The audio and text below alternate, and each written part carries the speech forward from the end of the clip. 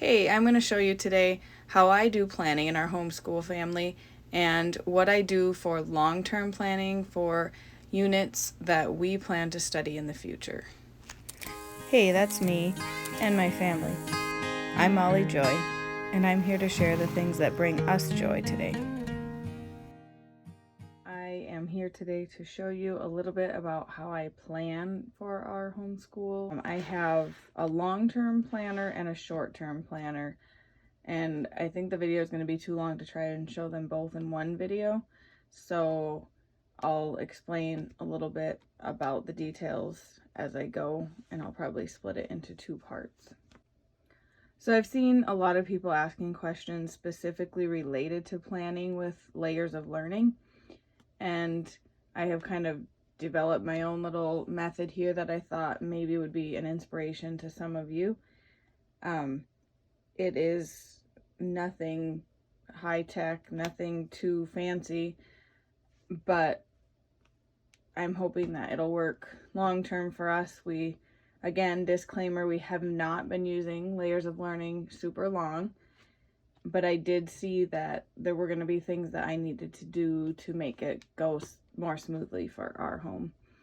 So I will show you the setup that I have, and maybe you'll get some ideas that will work with your family as well. So this is my long-term planner, I guess you could call it. And then this is my short-term planner that's specifically for this school year. And I'll probably show more about this one in another video. So we'll focus on this planner right now. As far as putting it together, I literally just used a placemat from, I think, Walmart. They make really good covers that are nice and sturdy, and a binding machine.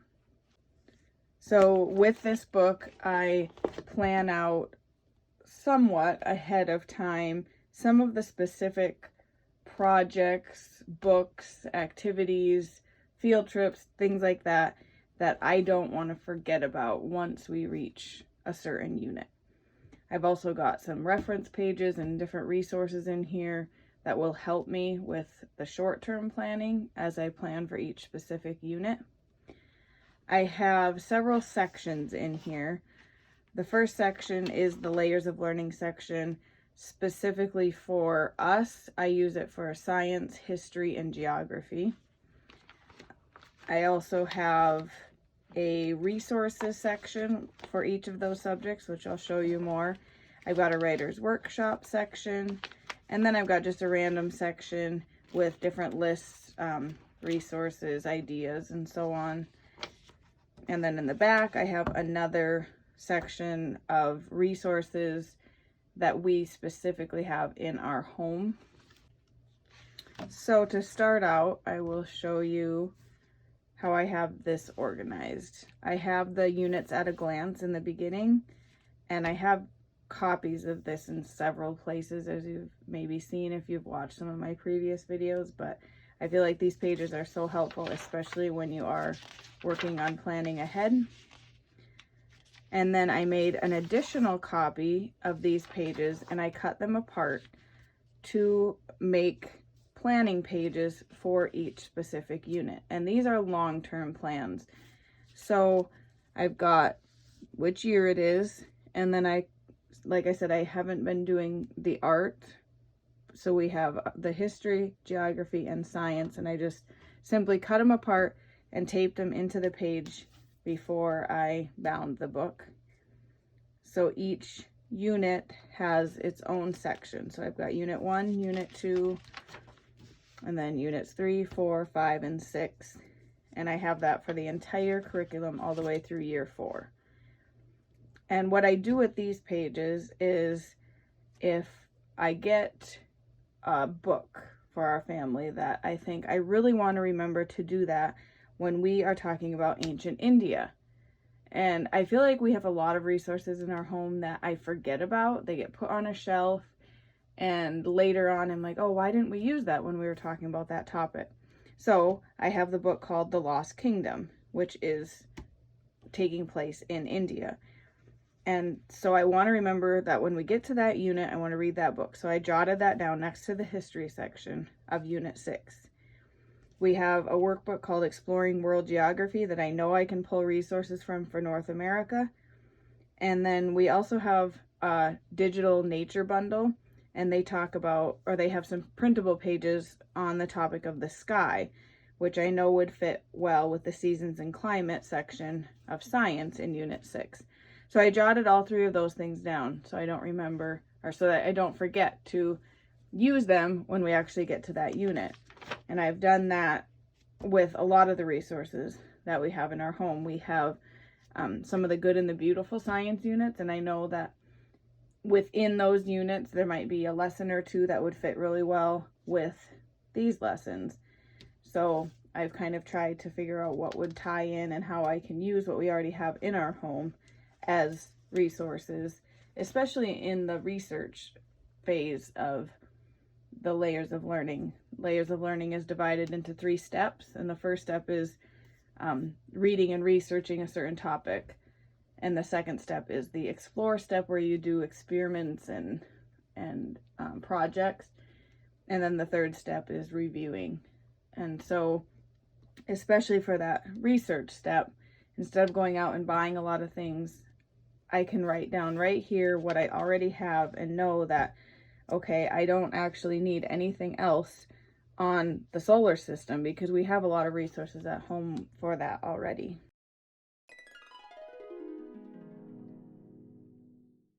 I have a few pages of just blank for extra notes if I need. And then the next section is the resource section. And I printed out the book suggestions from the Layers of Learning. I think I got this on the Facebook page in the files section, but there's some high school books that are recommended for the different years. And I wanted to have it printed, but I needed it to be with all of my things so that I wouldn't just lose it in some file folder somewhere. So I added that in here. And then this section here is the history section. I wrote down all of the resources that I want to remember to look at as I'm planning the unit. So we have a few podcasts that we listen to that are history related. And I know very often I can find ones that tie into the topics that we're learning about. YouTube channels, encyclopedias, nonfiction books, maps, apps, story of the world connections, the printables themselves from Layers of Learning, book lists, board games, audiobooks, on and on it goes. And I just wrote a list of what I specifically want to check out for when I'm planning the next unit. I put the correlation charts in this resource section. So this chart is for history. And this is actually lines up with the classical version of Layers of Learning. They haven't come out with the new correlation charts yet, but it's easy enough to figure out based on this which, unit it should belong to with the new update. So I printed out those for each year. And then the next section is geography. I did the same thing. We've got geography apps that we use to help the kids memorize. We have puzzles, we have pin-it maps, we have atlases, geography books, I have blank maps, there's board games, nature bundles that have a lot of geography related printables, and so on and so forth. And then here are the correlation charts for geography. Again, going with the classic version. This one shows specifically the DK First Atlas, the DK Children's Atlas, the DK Student Atlas, and Geography of the World, which is by Usborne. And this is the main one that we have, but I did get, I believe, this one as well. I would have to double check on that. So I'll look up those pages and remember to jot them down as I'm planning the unit. And the next section is science. Again, same thing. Correlation charts for this one is the Usborne Encyclopedia, DK, Kingfisher, and then Khan Academy. They've got a lot listed there that tie in with the units. So those are the resources that I can just double check reference pages for all of those connections. This section is the writer's workshop. I just printed this as a divider page. I did the exact same thing. I printed out a little picture cut out where I put each unit specifically. And I haven't written anything in here yet, and I'm not sure I'm going to need to because of the way that I've been using Writer's Workshop. I don't do a lot of planning ahead, but I thought there definitely could be some resources, say a poetry book that I want to jot down that, hey, we have that. When we get to the poetry section, I really want to remember to use that book. So I haven't dug too deep into that yet, but I have the pages there. And then also, I believe this was on the Facebook files as well, but these are just the key concepts that are in each of the Writer's Workshop units. And you can get that in the Writer's Workshop book as well, but I just feel like it's kind of handy to have in my planning reference pages. And this last section is a little bit more random.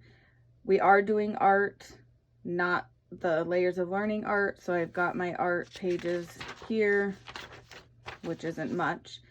And then a couple of times I have purchased nature bundles that are digital resources online.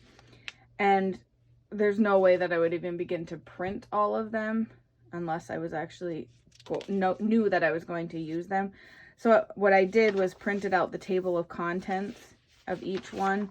So if we're studying the climate and the weather, I can look and say, oh, I have these pages in that nature bundle specifically about the sky or the space stations or, you know, all these different things.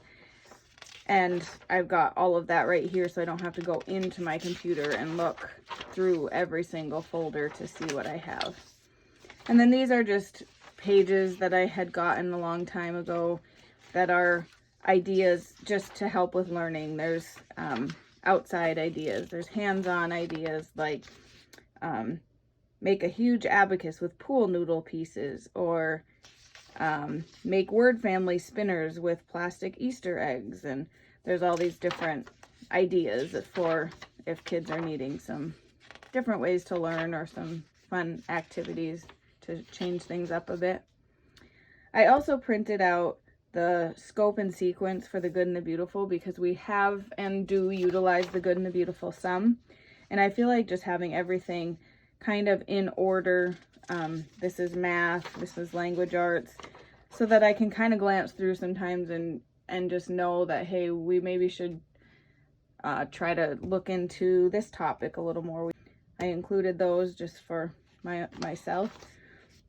And then I also ran across the U.S. citizenship test questions, and I just thought it was kind of an interesting PDF to look at.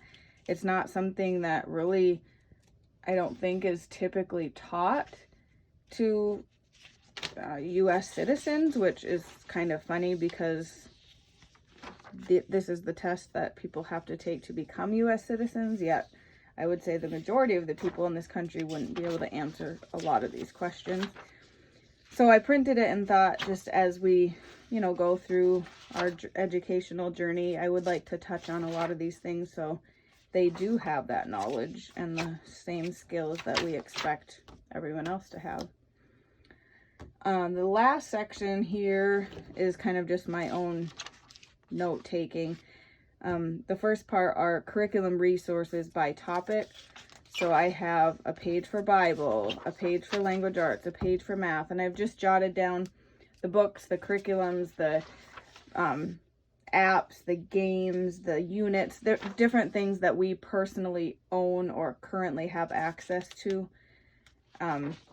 Sometimes, like I said, things get tucked in a bookshelf and you completely forget about them. So when you are going back and planning, it's nice to be like, oh yeah, I forgot that we have, you know, this logic book that I should really pull out, and so on. And then the very last part are future ideas. When I hear about a curriculum I think sounds interesting, or even a topic that I would like my kids to learn, I'll jot it down on here so that I can go back and look at it later. I know we have Pinterest, but things get lost in there, and I kind of like to have a pencil and paper copy. And then I just have blank notebook pages in the back that I can use for whatever I need to. So I hope that gives you some ideas when you're looking ahead, feeling overwhelmed with how do I plan this curriculum. Even you can just go one unit at a time and do a similar thing, just looking through what you already have and pulling those resources. But I kind of like having things written down ahead of time, or having a place to jot down the ideas as they come so I don't forget about them in the future. And then in the next video, I'll show you how I implement that with my short-term planning week by week and what I write down for our family specifically. So if you have any more questions, either about how I plan, where I found any of this, how I made it, go ahead and ask in the comments and I'll do my best to answer the questions you have. Also, Layers of Learning does have a planner on their website that you can download, or I think you can purchase it in a physical copy as well. And that might be an idea that would be helpful for you also. If you'd like to see a flip through of that, let me know and I'll see if I can get a hold of it for you. But this is how we have done it so far. And again, we haven't been doing it long, so it's definitely possible that I'll change things up as we go. But hopefully this inspired you and you learned a few things as you watched the way that I have done it. Have a wonderful day.